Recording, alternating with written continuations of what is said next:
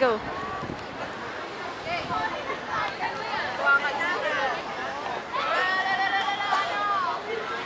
Uy! Ang ginagawa niyo dyan?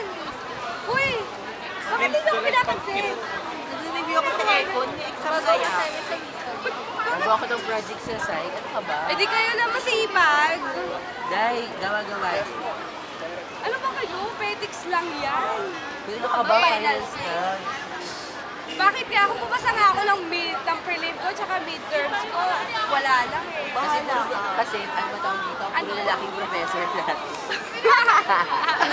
Yan, if you know what I mean. Uy, ano ka ba? Gumawa ka na. Tara na. Join ka na Ayun, sa akin. tara pa na tayo mo, libre ko kayo. Sige, parang gusto ko rin mag- Ay, libre mo ah. Basta libre mo ha. Naman. Walang katsarutan. Humingi ako ng ano sa mami ko, sabi ko, may project tayo. Ay, alam mo yan!